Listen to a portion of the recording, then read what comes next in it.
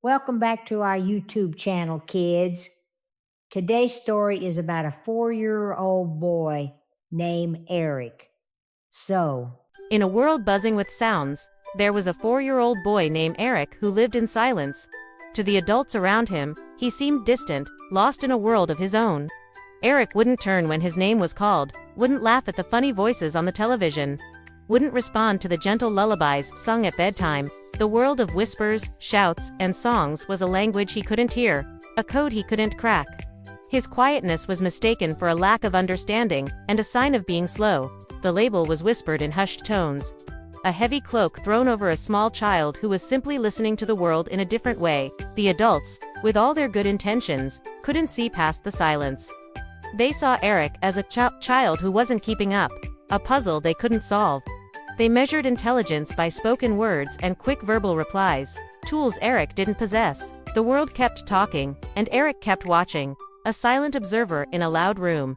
But behind those watchful eyes, a universe was unfolding, while everyone else was focused on what Eric couldn't do. He was busy observing and learning in his own silent way. Eric was an extremely keen observer, a silent scientist studying the world with an intensity no one else noticed. He watched the way sunlight danced through the leaves, creating shifting patterns on the ground. He felt the gentle vibration of a cat's purr against their cheek, a language of pure comfort. In his silent world, he learned the emotional weather of the house, not by the tone of voice, but by the subtle shifts in body language, a clenched jaw, a soft smile, the quick, angry slam of a door. His mind was a vibrant canvas, painting stories and ideas that had no spoken words. Eric wasn't slow. He was processing an immense amount of visual and sensory information, building a rich, complex understanding of the world that was entirely his own.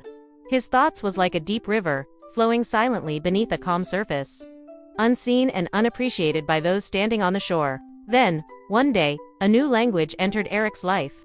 It wasn't a language of sounds, but of shapes, movement, expression, and hands. It was sign language. A new teacher, Ms. Lillian, was posted in Eris's school.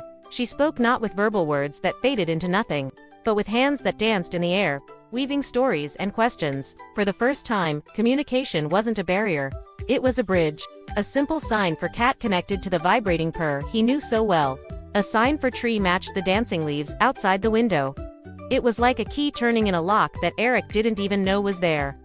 The world, which had been a series of silent films, suddenly had subtitles. The concepts Eric had understood intuitively now had names, labels he could use, share, and build upon. The river of his thoughts, once flowing silently underground, had finally found its way to the surface. With this new key, the door to Eric's mind swung wide open, and what poured out astonished everyone. The slow Eric was revealed to be brilliantly bright, with a wit as sharp as their observational skills. His hands flew, telling jokes that made the whole family laugh, asking questions so profound he left the adults speechless. Eric described the world with a poetic grace that had been trapped in silence for years. His creativity, once confined to his inner world, now blossomed for all to see. He wasn't just learning. He began teaching.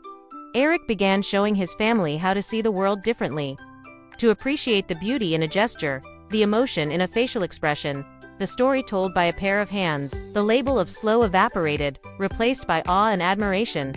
It became clear that the problem was not in Eric's mind, but the world's inability to listen with its eyes. The silence had never been empty. It had simply been waiting for the right language to fill it. Eric's story is a powerful reminder that intelligence comes in many forms, and the greatest barrier to understanding is not a difference in ability, but a lack of accessible communication.